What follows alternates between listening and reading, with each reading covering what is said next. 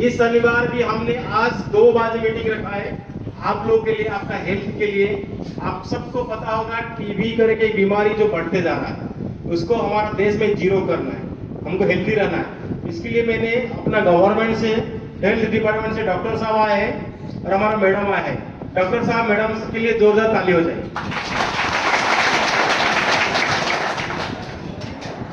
मैं हमारे डॉक्टर साहब नितिन साहब को भी रिक्वेस्ट करूंगा आप भी इसके बारे में ज्यादा से ज्यादा जानकारी दें। नितिन साहब के जोरदार ताली हो जाए।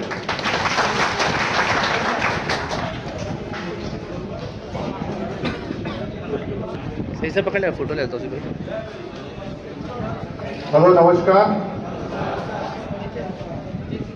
आज हम यहाँ पे जिस बीमारी के बारे में चर्चा करने वाले हैं वो आपके लिए बहुत इम्पोर्टेंट है। आप में से किसने सुना है ट्यूबरकुलोसिस का नाम? टीबी का बीमारी नाम सुना है? सुना है? क्या होता है उसमें? लक्षण क्या होते हैं? खांसी होते है, बुखार आता है, बराबर। तो ये अच्छी बात है, आपको थोड़ा बहुत बेसिक जानकारी है, ठीक है। ये टीबी होता क्यों है पता है आपको? कैसे होता होगा? मच्छर से होता है क्या? हाँ, किससे? पॉल्यूशन, ओके, हाँ। और मच्छर से होता है क्या? हाँ, खांसी आता है, वो तो लक्षण हो गया। होता क्यों है? कमजोरी से, सही बात।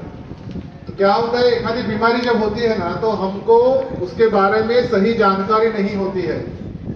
बीमारी होने का जो कारण होता है वो हमको पता नहीं होता है, उसी वजह से हम उसका इलाज भी सही तरीके से नहीं कर पाते हैं।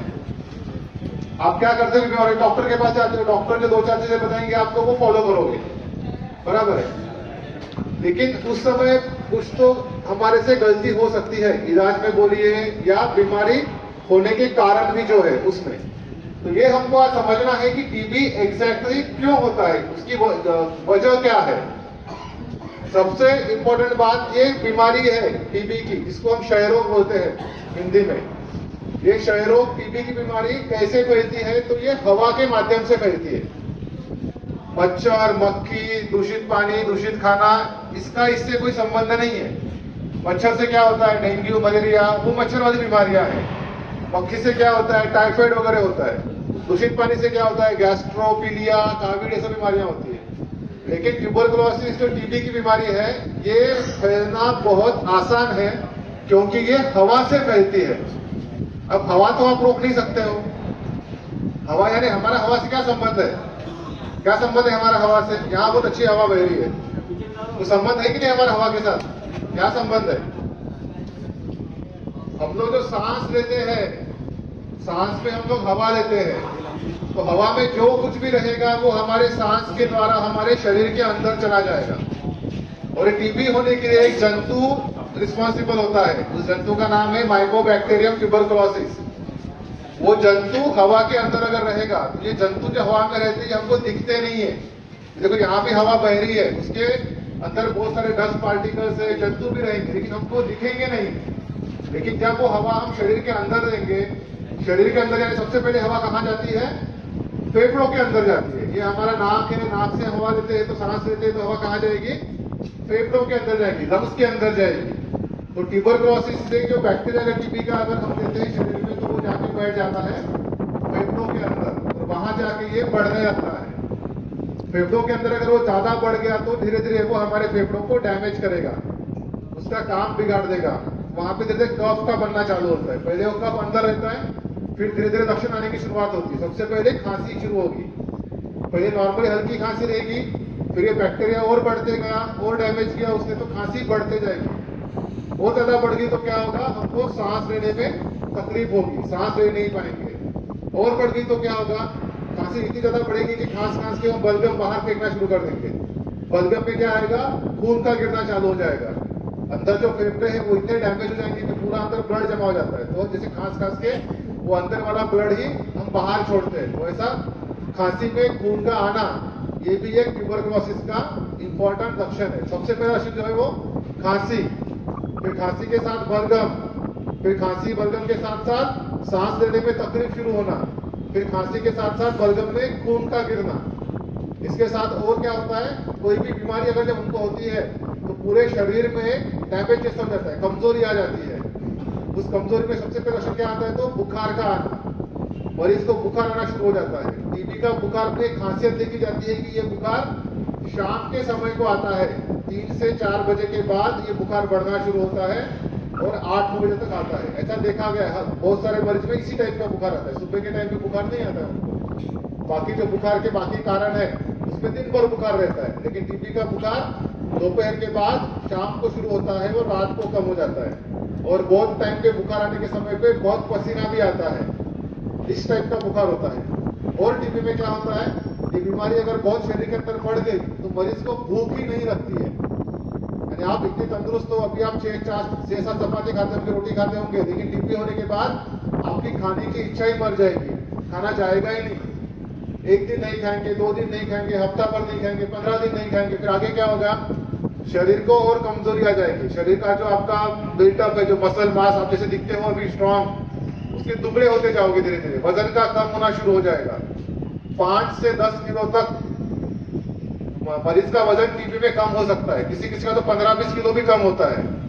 इसमें मरीज की गलती कोई नहीं रहती है, लेकिन वो बैक्टीरिया इतना बढ़ जाता है शरीर के अंदर, वो पूरे शरीर को अपने शिकंजे में ले लेता है, तो मरीज को भूख ही नहीं लगती, खाएंगे तो वोमिटिंग हो जाती है, पेट में दर्द होता है, ऐसे बहुत सारे लक्षण आते हैं। तो ये सब टीबी के लक्षण है। ये इसलिए मैं बता रहा हूं कि ये जानकारी हमको पता होनी चाहिए। ऐसा नहीं कि जब होगा तब देखा जाएगा, डॉक्टर तो बैठे इलाज करने के लिए पैसा भी हमारे पास, देख लेंगे उस टाइम पे।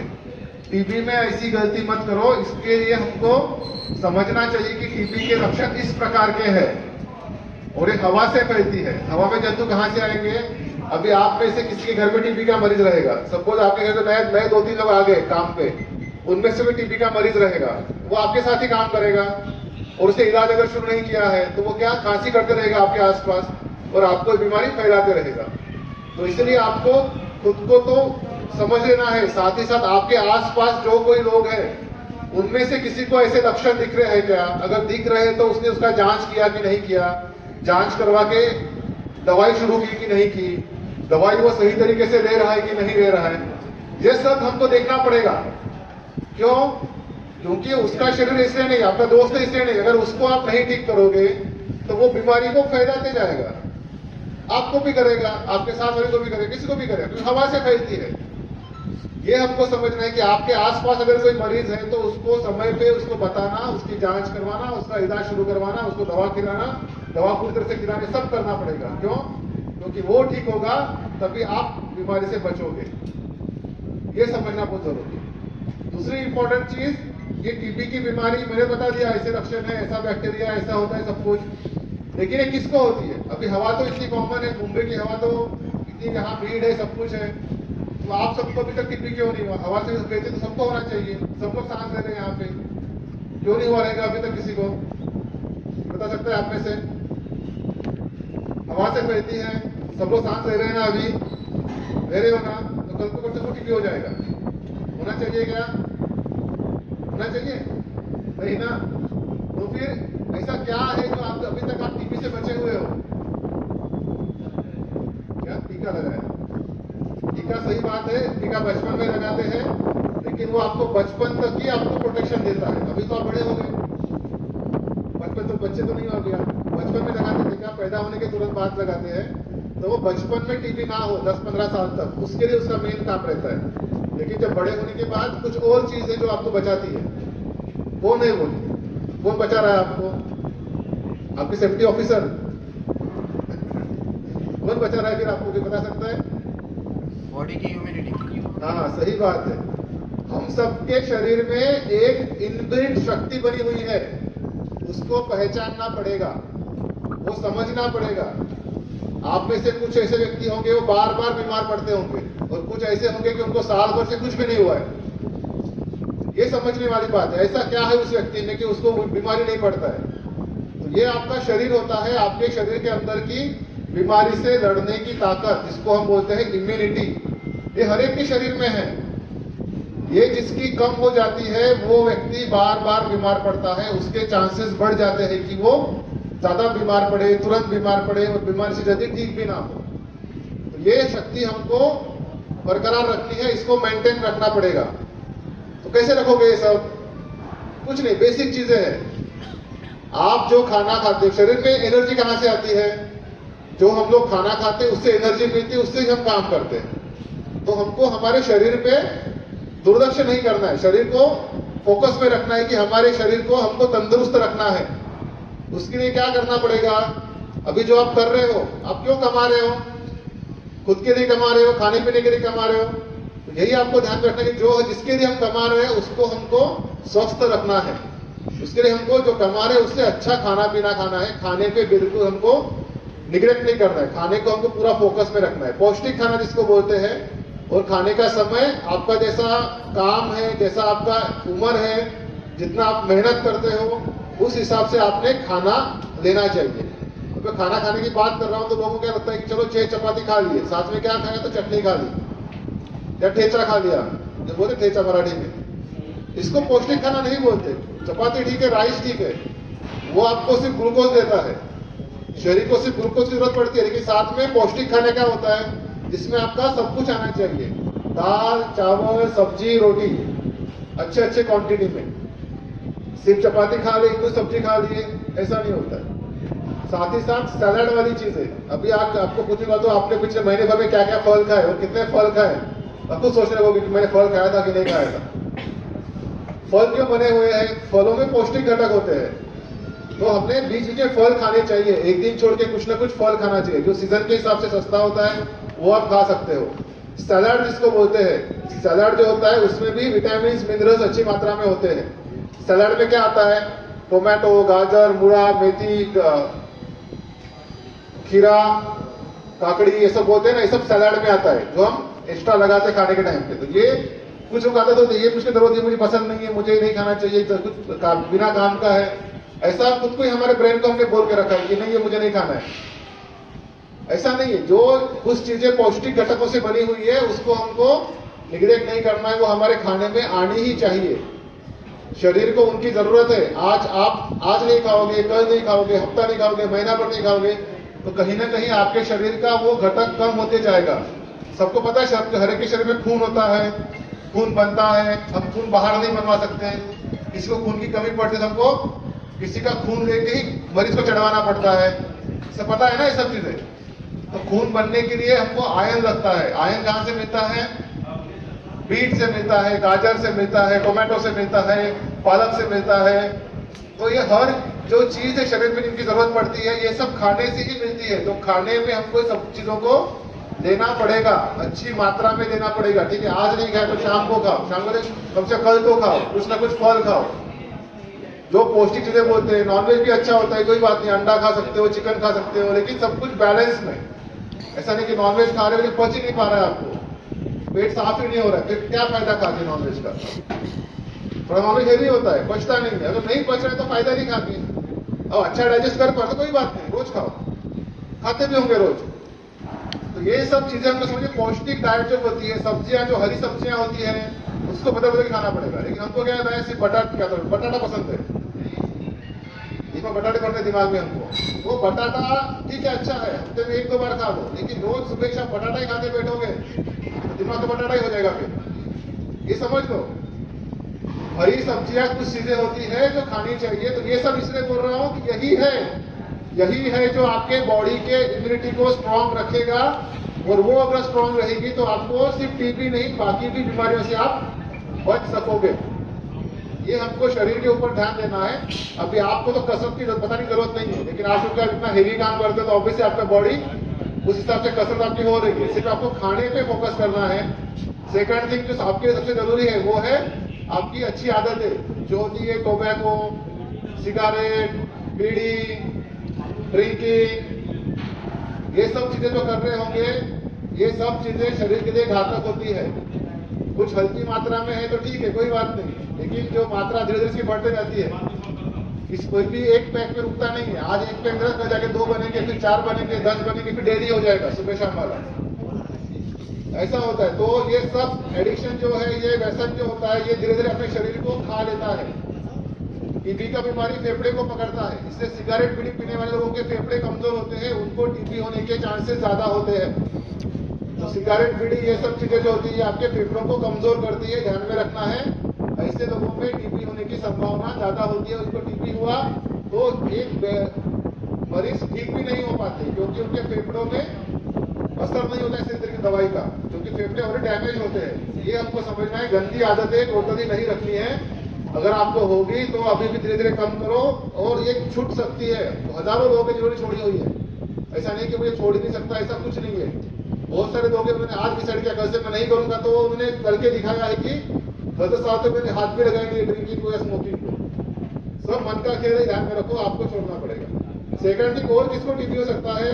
जिनमें कोई शरीर में दूसरी कोई बीमारी छिपी हुई है, जैसे डायबिटीज होता है, किसी को किडनी का प्रॉब्लम होता है, किसी को पेट के बड़े ऑपरेशन हुए रहते हैं। ऐसे शरीर में कुछ बड़ी बीमारी पहले से ही है, ऐसे लोगों को भी टीबी हो सकता है, क्योंकि उनका शरीर एक तरीके से कमजोर रहता है। टीबी का बैक्टीरिया कमजोर व्यक्ति को पकड़ता है। अभी कोई व्यक्ति कमजोर है पहले से, तो उसका शरीर तो बदल नहीं सकते, तो उसने क्या करना है, उन्होंने खुद के शरीर को बचा के रखना है ताकि उनको ऐसी बीमारियां ना पकड़े।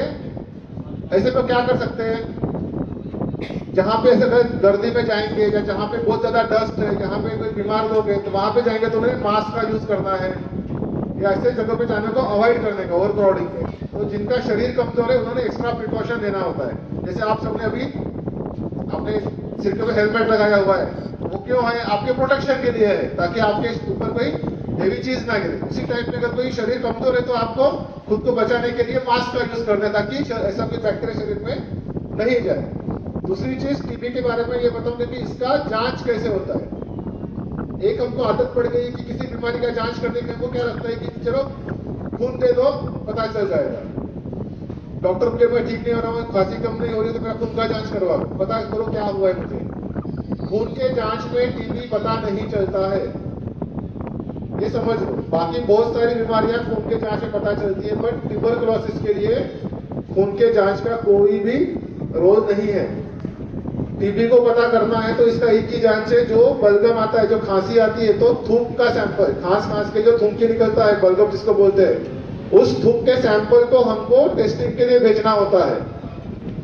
और ये सैंपल सही समय पे लिया जाएगा, सही क्वांटिटी में, अच्छा सैंपल, जो हम बोलते हैं कि सुबह के समय को एक आधा हम डब्बी देते हैं आपको, उसको हम फाल्कन ट्यूब बोलते हैं टीबी के सैंपल के लिए, वो मरीज को देते हैं। उनको बोलते हैं कि सुबह उठने के बाद जब आप खांसी करोगे, पहला सैंपल, जब ब्रश करने के पहले खांसी करते हैं, वो सैंपल देना पड़ता है। और सेकंड सैंपल 1 घंटे के गैप से ब्रश करने के बाद, ऐसे 2 सैंपल लेते हैं।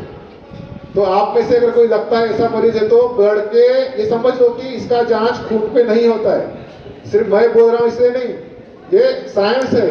टीबी के रिलेटेड खून से कुछ पता नहीं चलता है। जो भी निदान होगा वो 2 चीजें से, एक तो बलगम का सैंपल, दूसरा एक्सरे, छाती का एक्सरे। एक्सरे में भी तुरंत पता नहीं चलता है, बहुत ज्यादा टीबी बढ़ेगा तो ही एक्सरे पे दिखेगा। सबसे अच्छी जांच है इसकी बलगम की जांच, थूक के सैंपल की जांच। वो जितना जल्दी कराएंगे उतना इसका पता चलेगा कि मरीज को टीबी है कि नहीं है। तो किसी को भी खांसी होती है, किसी को लग रहा है कि मेरी खांसी ठीक नहीं हो रही है, तो ये बलगम की जांच करना बहुत जरूरी है। अभी हम जाने के पहले आपके सर को हमारे नंबर दे के जाएंगे। आप में से जिसको ऐसा कोई लगता है कि बहुत खांसी आ रही है, खांसी कम नहीं हो रही है, साथ साथ थोड़ा बुखार भी है, सभी लक्षण साथ में होना जरूरी नहीं है, इनमें से कोई एक भी रहेगा तो भी बलगम का जांच करना जरूरी है। वो आपने सुबह तो हमको कांटेक्ट करना है, हम आपको बलगम का टिप ला के देंगे और उसमें सुबह आपको सैंपल देना है और वो हम टेस्ट कराएंगे और आपको रिपोर्ट बताएंगे। इसमें कहीं आपको पैसा वगैरह नहीं लगेगा। इनकेस में पॉजिटिव भी आता है तो इसका इलाज का जो दवाई है वो सभी हम फ्री ऑफ कॉस्ट गवर्नमेंट ने अवेलेबल करके दिया है। बाजू में हमारा डिस्पेंसरी है, ES पाटन वाला डिस्पेंसरी, यहाँ से हार्डली वॉकिंग डिस्टेंस पे है, वहां से आपको दवाई भी मिल जाएगी। तो इस तरीके से ये टीबी की जांच होती है। टीबी का मैं इसलिए यहाँ पे क्यों आया हूँ, मैं पूरे अपने ई वार्ड भाईमेला वार्ड का डिस्ट्रिक्ट टीबी ऑफिसर हूँ। पूरा वार्ड का टीबी का काम मैं देखता हूँ। तो इस यहाँ पे मेरा आने का एक ही उद्देश्य है कि टीबी के मरीज को समय पे पहचानना।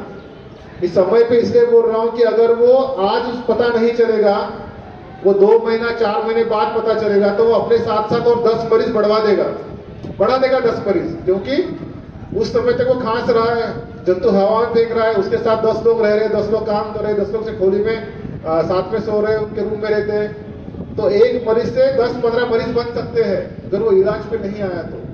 इसलिए किसी को भी खांसी है तो सबसे पहले जांच करवा के देख लो कि है या नहीं है तो अच्छी बात है, क्या पैसा तो लग रहा नहीं है, कोई बड़े आंखों में जाना नहीं है, सिर्फ गलों का सैंपल देना है, ये हमको समझना पड़ेगा।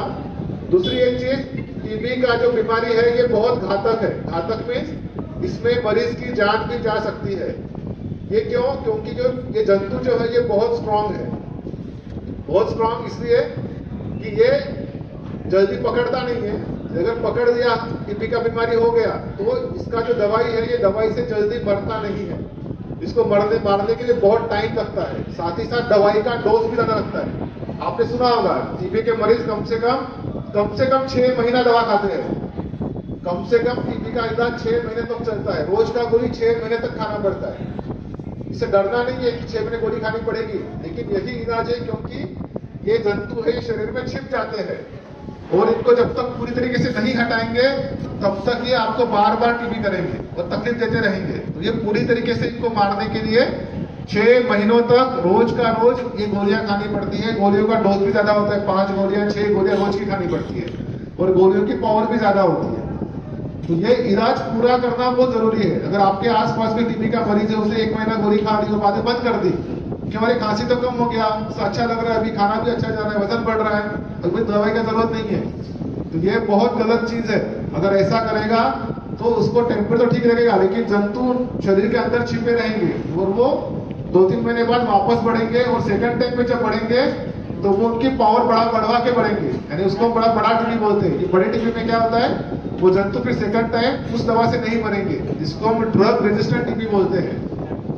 उस टाइम पे और एक्स्ट्रा दवाई देनी पड़ती है, वो इलाज 1.5 से 2 साल तक चलता है। तो ये इस टाइप का बीमारी है, तो हम नहीं चाहते कि आप में से किसी को हो, अगर होता भी है तो उसको पता करने के लिए ज्यादा देरी ना हो, जैसे पता चल जाए और आपको दवाई शुरू हो जाए, ये हमारा उद्देश्य है। और ये बीमारी आपके अंदर किसी को फैले ना। होता क्या है कि हम अवॉइड करते हैं, मरीज को बीमारी होती है, वो दवाई देता नहीं है, फिर बहुत क्रिटिकल हो जाता है, फिर जाके हॉस्पिटल में आता है, तब तक हाथ से समय निकल, पूरे फेफड़े खराब हो जाते हैं, उस टाइम पेशेंट का डेथ भी होता है, पेशेंट की जान भी जा सकती है। ये जो जिस उम्र के हम सब लोग हैं, हम में से किसी की टीबी से जान नहीं जानी चाहिए। इसलिए ये समझाने के लिए मैं आए कि इस टाइप की बीमारी है, ऐसे लक्षण है, ऐसे फैलता है, हम सबको सतर्क रहना है और समय पे इसकी जांच करवानी है। और सरकार ने सभी कुछ फ्री में अवेलेबल करके दिया है। इसकी जांच, इसका इलाज सरकारी दवाखाने में फ्री में उपलब्ध है। अपने भाईकाना वार्ड में टोटल 12 ऐसे हमारे डिस्पेंसरीज है, आप कहीं पे भी जा सकते हो, कहीं पे भी कांटेक्ट कर सकते हो। ठीक है, तो यहीं पे मैं रुकता हूँ, अगर आपको कुछ पूछना रहेगा तो आप पूछ सकते हो।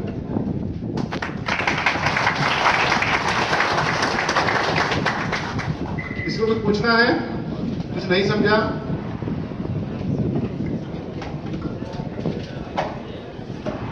अभी आपको सर ने सब चीजें बराबर बता दी है, समझ में आई है सबके? सर ने जैसे बोला, अभी भी अगर हम हैं, अभी आपको किसी को कुछ पूछना है तो पूछ लो, लेकिन मुझे एक बात कहनी है कि आप लोग यहाँ पे काम के लिए आए हैं, सभी के सभी मुंबई के नहीं है, बराबर है या गलत? हाँ, आप कोई यूपी बिहार से आया है, कोई बंगाल से आया है, कोई आंध्र से आया है, बराबर है ना? हाँ, तो हमने एक चीज ऐसी देखी है कि बीमारी गांव में रहते हैं, बीमारी निकलती है, या यहाँ पे काम पे रहते हैं, बीमारी निकलती है, गांव चले जाते हैं। गांव चले जाने के बाद 1-2 महीने अच्छा लगने के बाद फिर से अपने काम पे आते हैं, क्योंकि काम इम्पोर्टेंट है, पापी पेट का सवाल है। लेकिन एक गलती आप लोग ये करते हैं कि ना वहां पे बताते हैं कि हम कहाँ जा रहे हैं, और यहाँ से जाने के टाइम ना यहाँ बताते हैं कि हम कहाँ जा रहे हैं। बिना बोले आप यहाँ से वहां जाते हैं, तो उसमें क्या होता है, कहीं कहीं जगह पे मेडिसिन नहीं मिलता है पेशेंट को। यहाँ पे गवर्नमेंट में चालू होता है, यहाँ बोलते नहीं है, तो यहाँ से ना ट्रांसफर पेपर जाता है, ना ऑनलाइन ट्रांसफर ट्रांसफर होता है। आप ऐसे ही निकल जाते हैं, पत्ता रहता है आपके पास खाली, गोली का खाली पत्ता रहता है, वो लेके आप वहाँ के आरोग्य केंद्र में जाते हैं, स्वास्थ्य केंद्र में, तो वहाँ के लोग खड़ा नहीं करते, भगा देते हैं। सही है कि गलत है? फिर क्या करते हैं आप? किसी वहाँ के प्राइवेट डॉक्टर से ये करके एक तो खरीदने जाते हैं गोली, तो वो भी चलो आज ली, आज एक पत्ता लिया, 10 दिन चला, भूल गए, कल दुकान बंद है, तो आपका खड़ा हो जाता है उसमें। आपको समझ में नहीं आता है कि मैंने कितना दिन मिस किया है दवा का। फिर आप काम पे लौट आते हैं, ना यहाँ के है ना वहाँ के है। नुकसान किसका होता है? नुकसान किसका होता है? हाँ, तो ये गलती किसी ने नहीं करनी है। अगर अभी आप आज यहाँ पे मुंबई में काम के लिए है, आपको कुछ लक्षण दिख रहा है, नजदीक के स्वास्थ्य केंद्र में जाके फ्री में आप जांच कर सकते हैं। अगर उसमें बीमारी निकलती है, उसी स्वास्थ्य केंद्र से आपको आपकी साइट जहाँ पे है वहाँ के नजदीक के स्वास्थ्य केंद्र से दवा चालू होगी। लेकिन अगर आपको घर जाना है, आपके गांव जाना है, तो आपने वो स्वास्थ्य केंद्र के कर्मचारी से कहना है कि बाबा मुझे गांव जाना है, मैं यूपी जा रहा हूँ, मैं बिहार जा रहा हूँ, मैं आंध्र जा रहा हूँ, जहाँ कहाँ आपका घर है आप जाओ, हम नहीं बोलते नहीं है। क्योंकि टीवी में सर ने जैसे बताया वैसे दवा इलाज सब फ्री में है, लेकिन खाना इम्पोर्टेंट है। जो आपके घर में आपके जो परिवार वाले हैं, माँ है, बहन है, आपकी पत्नी है, वही अच्छे से आपका ध्यान रख सकती है खाने पीने का। तो इसलिए आप जाओ, हम ना नहीं बोल रहे, लेकिन यहाँ अच्छे से बोल के पर्चा अपना ट्रांसफर का लेके जाना, ताकि आप गांव पहुंचने तक, आपको जाने में 2 दिन लगते हैं, किसी को 3 दिन लगते हैं, तो उतने दिन का दवा भी हमारे कर्मचारी आपको देंगे, ताकि आपका जो ट्रैवलिंग है उसमें आपका नागा नहीं होना चाहिए।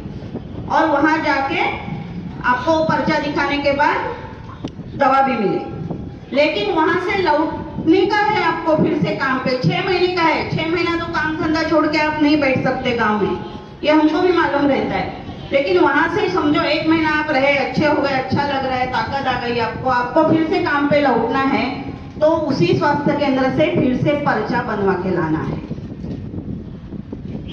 यानी इन शॉर्ट क्या है कि बिना बोले अगर किसी की दवा चालू होती है तो बिना बोले यहाँ से वहां नहीं जाना है और वहां से यहाँ नहीं आना है। स्वास्थ्य कर्मी को बता के ट्रांसफर का प्रोसीजर करके आना है, ताकि आपके दवा में बीच में खड़ा न होना चाहिए। इसका हाँ फुल कोर्स जो है आपका कंटिन्यू होना चाहिए, उसमें ब्रेक नहीं होना चाहिए। ये बात अपने हर एक ने ध्यान में रखनी है। Thank you Nitin sir, thank you ma'am.